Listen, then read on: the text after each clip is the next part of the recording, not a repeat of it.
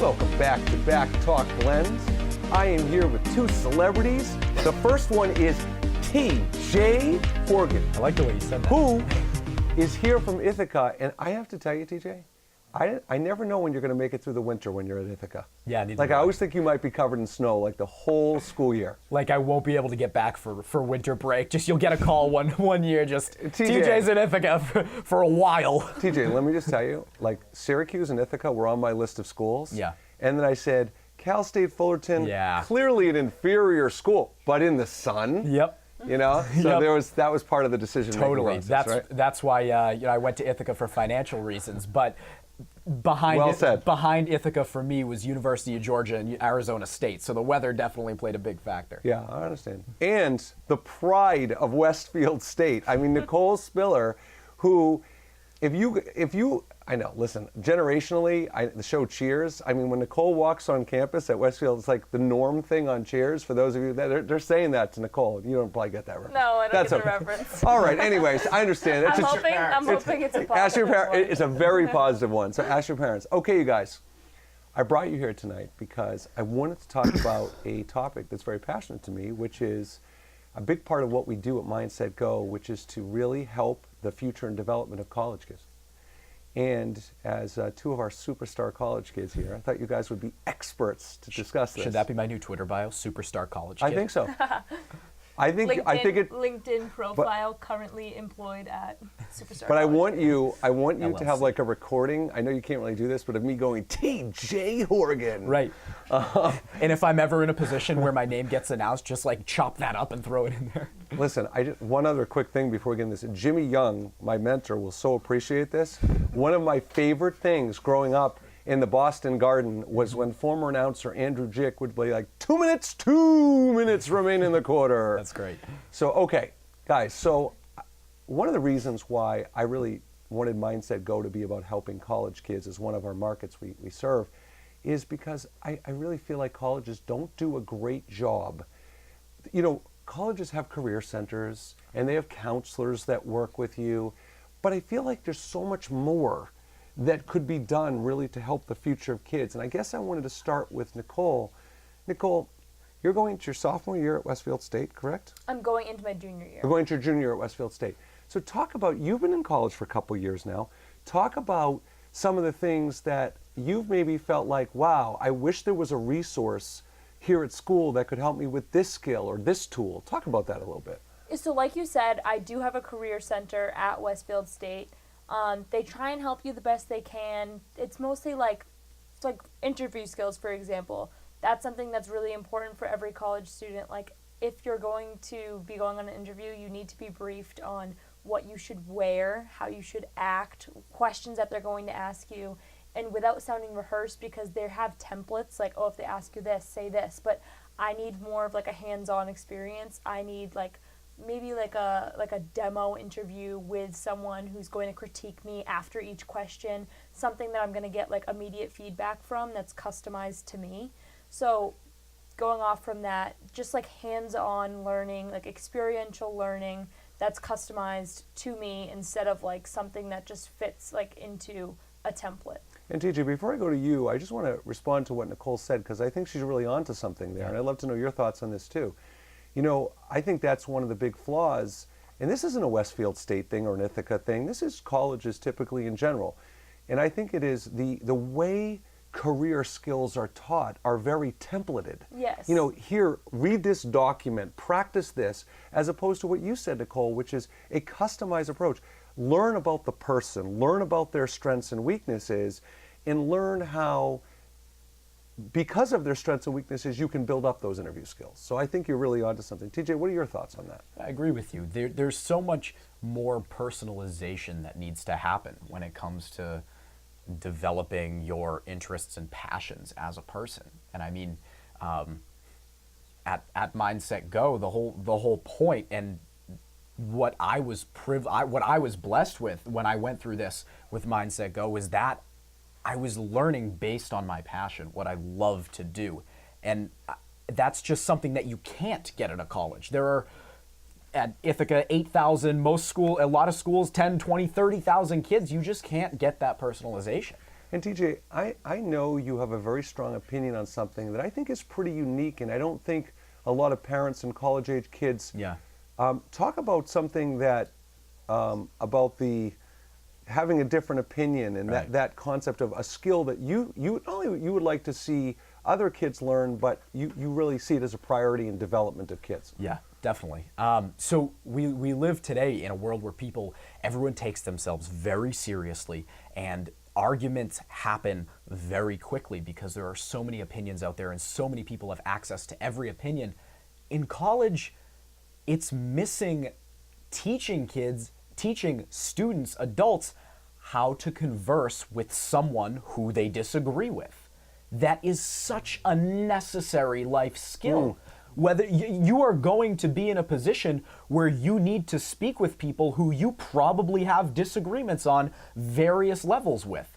You can't go through your life surrounded in a bubble. You need to be able to talk with people who you don't necessarily, who oftentimes maybe you butt heads with. And it's really a talent and a skill, and I admire this in people when we have disagreements and they can keep their composure and explain arguments sequentially, logically, and like actually have a discussion.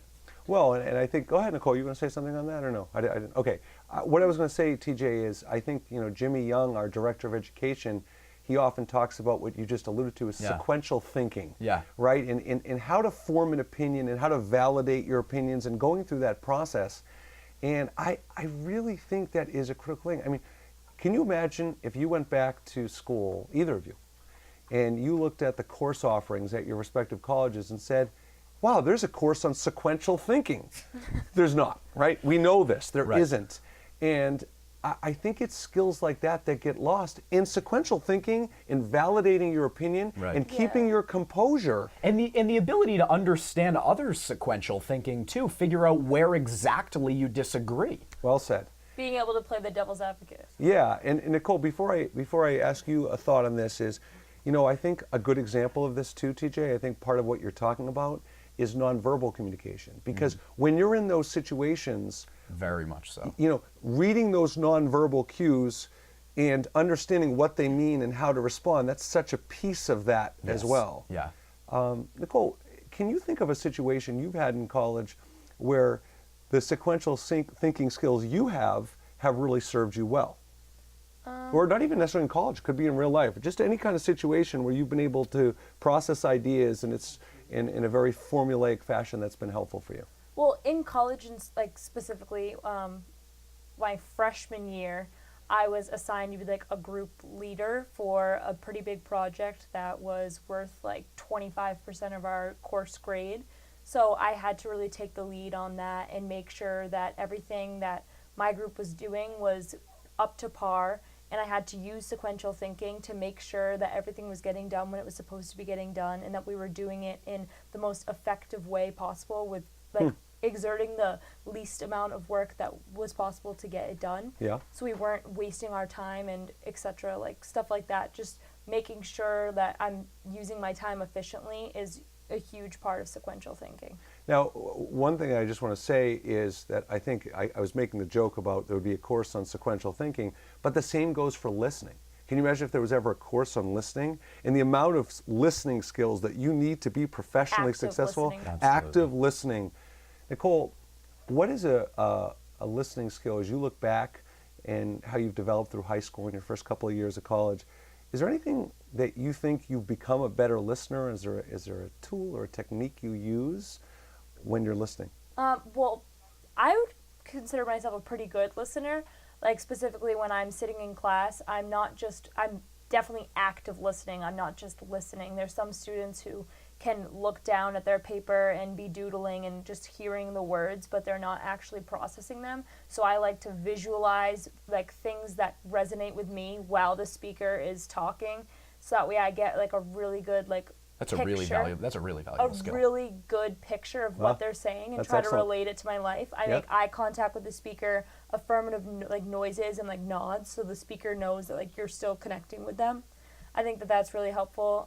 I noticed that the speaker actually appreciates that when someone's sitting there and nodding and making like, yeah, like noises while they're speaking, like they're not just speaking to a group of students that don't care about what they're saying. It really makes the speaker put their own passion into their teaching, and they make them care about what they're saying because it is reaching people. I mean, Nicole, honestly, you can see the passion in your answer there. Like, that was awesome. One last thought, guys, before we wrap up. Our producers are very military tonight. We have to be chop chop. So I'd like you both to, if your university walked up to you and said, we will fund any 3 programs, any 3 trainings at our university, not for you personally, not selfishly how it would help you, but what you think would really help the masses. TJ, tell me 2 or 3 things that you think colleges need to be training on. Yeah. I would say, yeah, okay. So the first one for me, what I mentioned earlier, absolutely conversing with someone who you disagree with without getting defensive, and on the other hand, offending the other person as well. That one, by far, the most needed at college campuses. So a specific type of conversational skills. Right. Okay. Exactly. Yeah. That makes you understand how the other person can think as well. And then additionally, I would say how to realize your goals based on your passions, and also how to set goals, because everyone talks about goals, but it's really difficult to set, when you have your passion, it's really difficult to figure out where you start in setting those goals. Well, and I'll say, before I ask Nicole, I will say, TJ, what's interesting about the term goal setting is I think the failure at all levels of education is no one likes to sit down and set goals. You're right. It's a very painful, burdensome process. You're very right. Because what's not taught along with setting goals is how you're going to actually execute and reach them. Yeah. And that to me is where the education is lacking, and how you're going to achieve the dream, not just what the list is, but how you're going to do it. Nicole, what about you? What are a couple of things that you think you would like to see college students be able to benefit from in the communication realm? Well, what TJ said specifically that I really liked was the agenda and the execution of the goals. I think that would be very important and helpful to everyone. Everyone has a goal. Everyone has like a plan that they probably don't know the best way to execute. So I think that would be definitely helpful to the masses. Active listening, like we talked about, I think is very important. I think that could help everyone. Even if you think you're a great listener, there's always things that you can improve on. So that would be helpful as well. Well, I will tell you this. I would have a course entitled, I never said I wanted green beans for lunch. That would be the name of my course. Yep. For TJ Horgan, to find out more about what that is, visit MindsetGo.com. TJ earning his money every day. For TJ Horgan, Nicole Spiller, I'm Mark Altman. Have a good night.